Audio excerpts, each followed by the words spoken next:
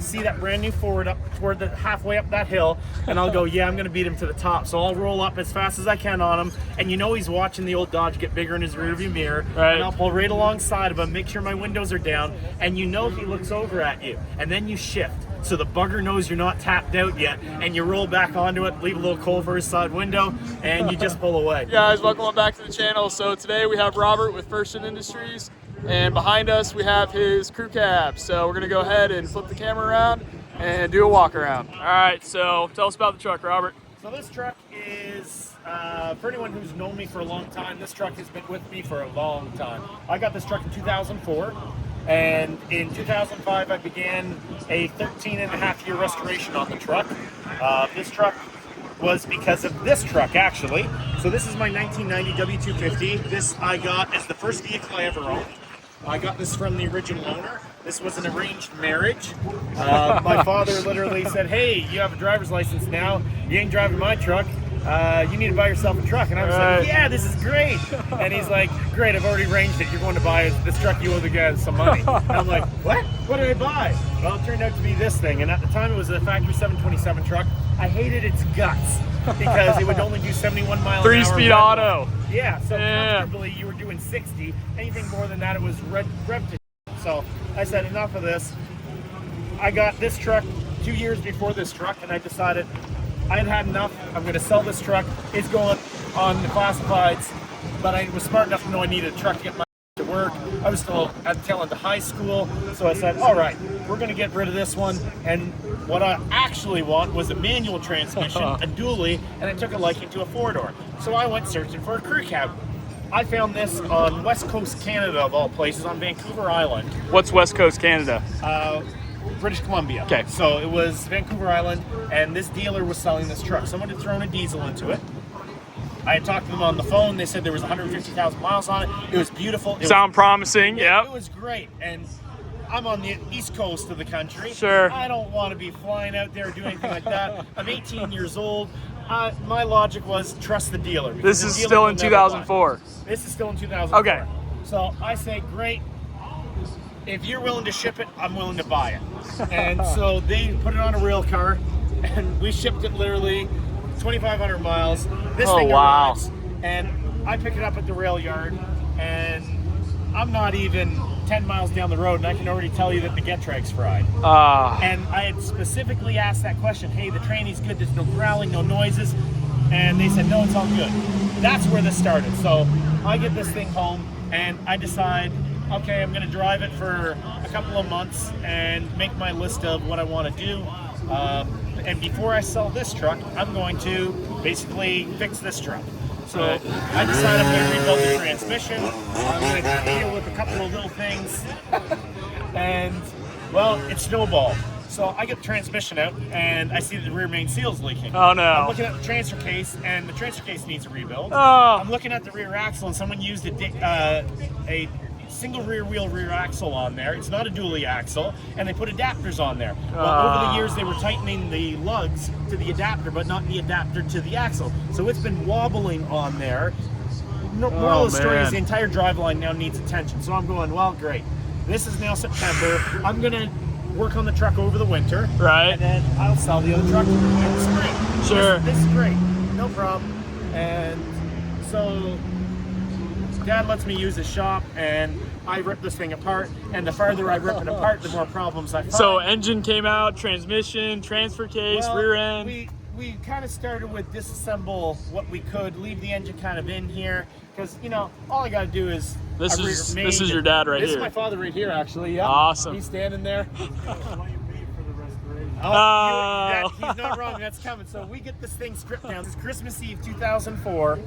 I've got this thing spread across. Dad just built a barn, and I've taken over this because the entire floor is covered with this thing half disassembled. Everything I look at is fried, and I learned two things. One, I pulled the speedo cluster out and realized it came out of a boneyard.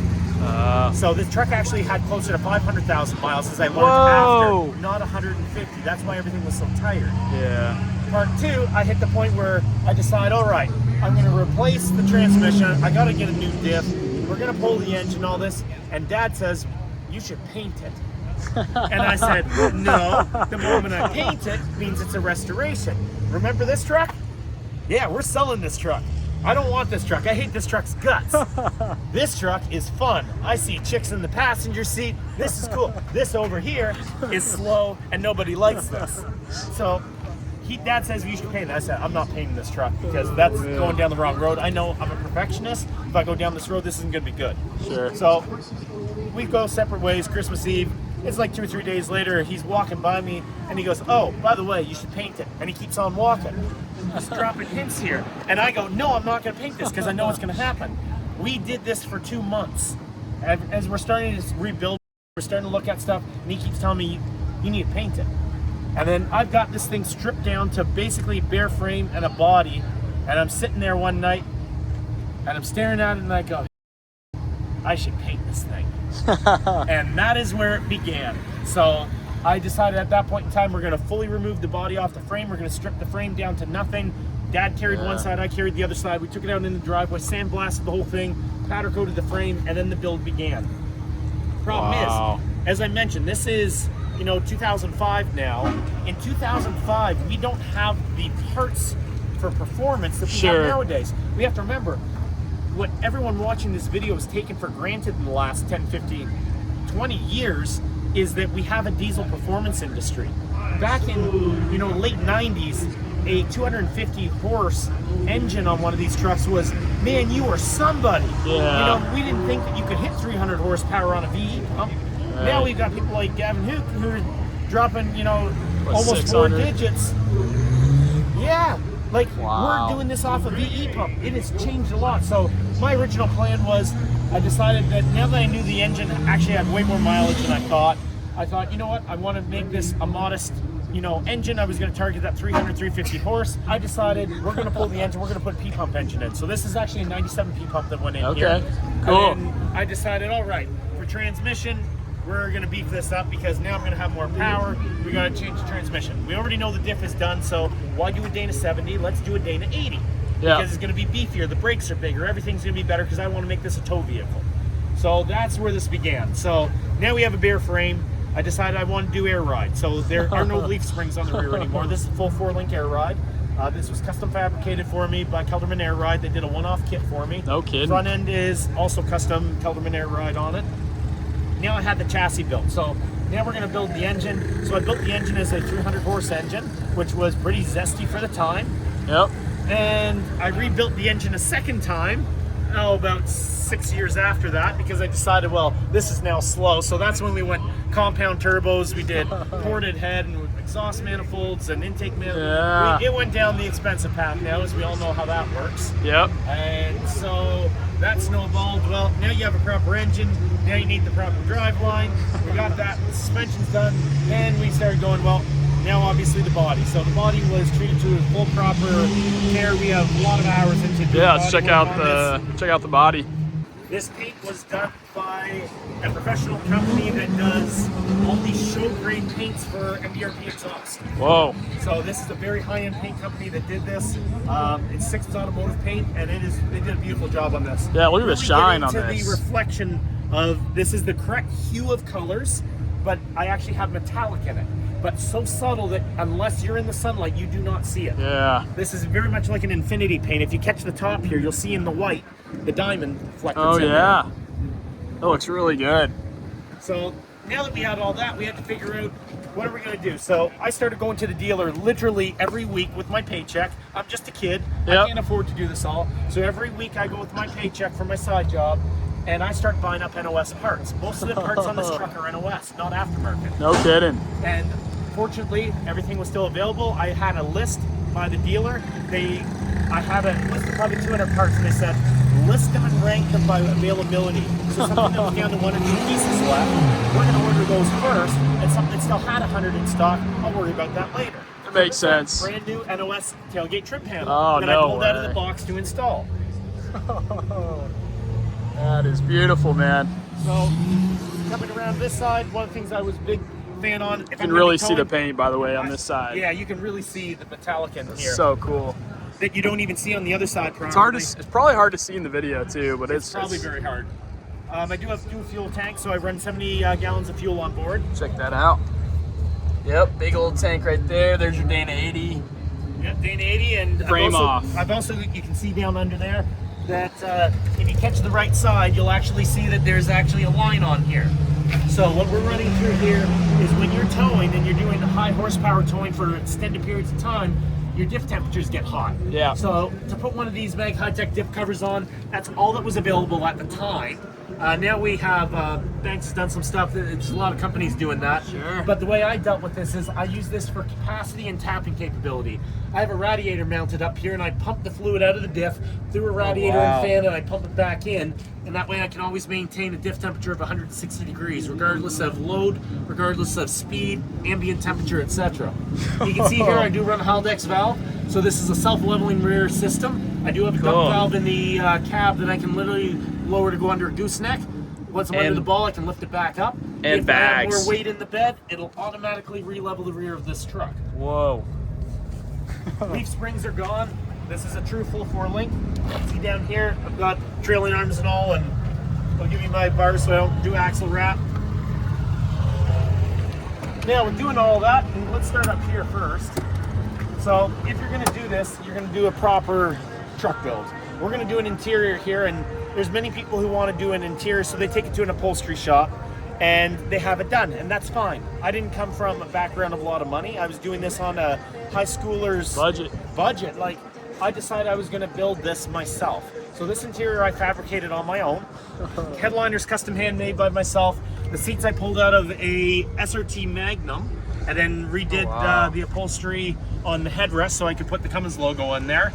One thing everyone is going to notice is all these switches. Yes, and each one of them actually do something. Most common question, do they actually function? Yes, they do. Look at all the gauges in here. It's insane. So from my end, one of the things that I'm an engineer by background, and I like to know what's happening with everything. So if you actually sit on the driver's seat of, say, a Peterbilt 379, yeah, what will you find? A whole bunch of gauges. And they're not there to look pretty, they're monitoring critical specific things. In this case, in the center here, I have 4 gauges specifically for airbags. I monitor the pressure and control the pressure independently on each corner. So everyone goes, oh my God, you have so many gauges. Well, that's 5 gauges just for air, because I also have main tank pressure, so I can see what my air tanks is. So that's 5 gauges of this just for that. Wow. So then you get into the controls of it. Dad and I wired everything that was in here. I had every rocker switch custom CNC to say what I wanted on there. There's an image and a word based on what the description was, and then we wired it. I love hidden mood lighting. All the modern trucks have this lighting, so if you actually look up in here, you'll see that I've added in a little LED. One of the most common problems that I have passengers, they say, where's the door handle? They can't get out. Right. So I illuminated all 4 door handles. I have lighting hidden up in behind the console that I can control off a separate switch, so it gives a mood lighting at night. There's so many hidden features that I've added throughout this truck.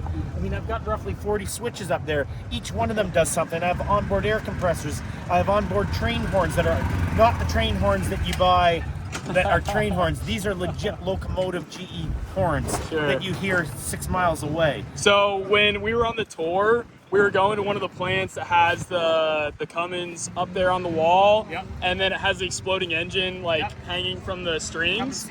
And your guy was telling me that one time he was doing some video for you in the parking lot of right after the river, and apparently there's these train tracks where they have 3 stops, and I guess you guys were having a train horn battle with the train, with the locomotive. There was a train just pulling out of the station, and I'm sitting there, first vehicle, and he honks his horn as they're required to do.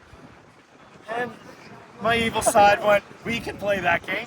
So I hit my horn, identical length, identical pitch to his, and instantly his head, you can see him because he's moving so slow, looks at me, he hits his horn again, I hit my horn again, you see his smile crack, he does a couple of honks, I do a couple of honks, and we had a good laugh at that. But, that's awesome. That is awesome. Dueling banjos became dueling train horns. Okay. So. Talk about, I know everyone's going to ask, how many gauges do you have, and what are they all for? So all the gauges have a function. None of them are there for fanciness. So we've got on the top here, we have a pyrometer. I also monitor intake air temperature because that will tell you the efficiency of things like your intercooler, etc. You have boost, and then you have exhaust pressure, which is also duals as dual, basically turbo drive pressure. Yeah. So when you're sizing your turbos, you want basically a 1-to-1 ratio between the two. So this allows you to dial everything in properly. Okay. Up top, we monitor the secondary fuel tank. Or in this case, this one's the in-bed fuel tank that's not in there. It's plumbed through, but I don't have the tank in there. We have diff temperature, main transmission, secondary transmission temperature. Cool. We have, these are the two body fuel tanks. Obviously, speedo, tachometer, which is a programmable and recall. I've got controls down here. Cool. Where if you wanted to drag race it, for example, you can literally recall and see what your shift points were. We get up in here, we got water temperature, we got oil pressure, oil temperature, and then fuel pressure. Down the bottom, we already kind of covered. We do have, obviously, the 5 air tanks. I do run an hour meter on most of my trucks because I like to know. Because I custom made this, we CNC'd this out of a block of billet, and I now have basically high beam indicators on. What I don't have in the original dash anymore is how your alternator's working. So I have a voltage gauge down here. Those ones are all function. The only one that really doesn't serve much of a purpose is the center one. Okay. That is a performance analyzer. I was using that for dialing in the truck when I want to wide open throttle, adjust stuff. So I was doing 0 to 60 times. You got to remember, this was purchased basically back in 2009. We didn't have a lot of the accelerometers and stuff that we have today. Do I need that one? No, I don't. It's there now. I leave it, but that's kind of the way it goes. Then you have the CB, and then we do need to touch on, I know people are going to be talking about the twin sticks. So if anyone is old school and they've driven an old Mac and you had a twin stick that you would float the gears on, exact same principle. Obviously the twin stick never went away, they just modernized it. So in the modern world you'll have an full transmission, and you will have a splitter, you have your thumb, and you have a lever that you pull up and down on the front. So that is doing the exact same thing that an old style twin stick did, other than now it's pneumatically controlled and all, and you can literally just keep working your pedal. Driving a twin stick, when you had to steer with the knee, reaching through, working 2 shifters at once, that was a whole different Quite difficult. It was quite difficult. So they obviously came out with an Eaton Fuller style tranny, and that changed everything. This is exactly an Eaton Fuller, but mechanical. Okay. So this is the old style where you have a base 6 box, you have a multi-range, and then you have a splitter like a 2-speed rear end. That is how this is set up. So it's 24 individual gears is what's in this. And if you're going to play that game, you may as well have the power to back it. So I do under the hood, I did rebuild the engine a second time. This is set for around 75 to 80 pounds of boost. It is compound turbo setup. This is actually, again, I bought this stuff old school. So when I say the name, some of these guys watching will be like, oh my God, I forgot about them. But it was Piers Diesel Research, PDR, that was off the west coast of US and Canada. That is one of their systems. So I went old school. It's basically a modified imported HX35 or over an HT3B that they did some custom work to be able to do what I wanted to do. There was a lot of concerns at the time with the HX40s breaking their shafts, etc. So this was determined to be a better option. The single alone will drive 40 pounds of boost, and then the HT3B hits, and well, that's always fun. We obviously got a Banks twin ram intake. That's cool. We've really like that. Head. We run DDP custom injectors. Head studs. Sorry? Head studs. Definitely head studs. We got to hold this thing together. Yeah. It is a P-pump engine. There's been pump work done to it as well. There's a lot of custom stuff. Why did you rebuild the engine twice? Because the first time I rebuilt it was in 2006. Okay. And there were not a lot of performance parts. By the time 2012, 2013 came around, the diesel industry as we know it today had started to boom. Oh, wow. And now you could buy aftermarket turbos. At the time, if you wanted a bigger turbo, you were buying a whole set turbo off like a C series, or maybe it was you want something even bigger and you're buying it off a big cam. Sure. You did not have the aftermarket ball bearing turbos and any of the stuff. You'd come to an event like this, and they were all low-powered trucks by today's standards. Sure. So that's why I built it the second time. I wanted a lot more power, and I got more power. We've got a 3-piece exhaust manifold. Underneath that's an ATS manifold, and that was cutting edge at the time. Now we've got some speed stuff and stuff like that. It's changed. In the front here, it's great to have the horsepower. We have to cool it. So this is a 2002 radiator that has been modified to fit in here. I have a 2002 intercooler sitting back in behind the grill. That does a great job of cooling everything down. I don't know what else I can tell you. That's a quick run down the truck. I mean, we've got 19.5 wheels and tires. If you're gonna have a big truck like this, proportionately they have to match. I really And like I the went front old tires. school. I like the old bullet hole style wheels. They're almost semi-tires. It's not. They are actually Yeah, semi-tires. they look like Yep, it, they are yeah. semi-tires. Oh, one thing I wanted to note. I noticed on both your trucks. Yes. Yeah, with the air intake. Yeah, so with the air intake, I run a cold air intake that actually sucks fresh air from under the bumper up into the intake and into the turbos. And Cool. both of them, I'm running high horsepower type applications, but sustained. And what does that mean? For most people when they're building these engines, they're coming here to UCC. They're gonna throw Right. a truck on the dyno, they're Right. either gonna jump in the donut pit, they're gonna do a blast down the strip. Great. I've run my trucks like that truck behind you, which Right. obviously, to go back where we started on this video, I never did sell this. This truck took 13 and a half years to build. Over the course of those years, I had a need still, which was I hated the guts of this truck. 727 disappeared. When I rebuilt the Getrag that was from this truck, it ended up in this truck. Hey, now I have a manual. I added Yep. more power, blew the tranny up twice, and then went, hey, we're getting rid of that. Did the same 24 speed on this truck, and then I started out even more power, and that kind of expanded. But this truck I've run wide open throttle at 45 pounds of boost for 15 minutes straight. Woo. Most of the trucks in this facility will not do that. Modern trucks will do it, but they'll start defueling. Stuff's gonna overheat, stuff's gonna... Old school, you build it to have no weak link, and you're running up, with this one, I run either my 48-foot float or my 44-foot enclosed. And when I hit the Rocky Mountains, I will continue 85 mile an hour up any grade, and I don't let off. Because for me, that's my fun. I'm a bit of a moron that way. I'll roll, see that brand new Ford up toward the halfway up that hill, and I'll go, yeah, I'm gonna beat him to the top. So I'll roll up as fast as I can on him, and you know he's watching the old Dodge get bigger in his rearview mirror, Right. and I'll pull right alongside of him, make sure my windows are down, and you know he looks over at you, and then you shift. So the bugger knows you're not tapped out yet, and you roll back onto it, leave a little coal for his side window, and you just pull away. That's what I do with my trucks. That's why I call it all-day horsepower, because you can build something to last on the strip for 14 seconds, 10 seconds, whatever it is. But for the trucks I build, I want my foot on the floor. My pyro I don't have to lift for, my coolant I don't have to lift for. Both of these trucks run Horton fan clutches off a Freightliner, so I can actually manually control the fan 100% lockup off a flick of a switch. That gives me the cooling. Tranny, diff, I run those coolers that we were talking about before because those will get hot. You start running that type of horsepower through for 10-15 minutes, things are gonna get warm. I can flick a switch on, bring all my coolant temperatures back down. I don't want a weak link. So that's kind of the answer for your intake scoops. This gets really hot under a hood when you're onto it for 15 minutes. I don't want to suck that hot under hood air. I want proper cold air. That is why companies offer cold air intake for trucks, not our trucks, but that's why I have these on my trucks. Very cool. Very cool. I think we covered everything I can tell you about this. If you have any questions, reach out to me. There it is. All right, appreciate it, Robert. Thank you. Got a crowd. All right, guys, if you enjoyed the video, if you like the old crew cab, make sure to leave a like, make sure to subscribe. We'll catch you on the next one. Keep her tuned.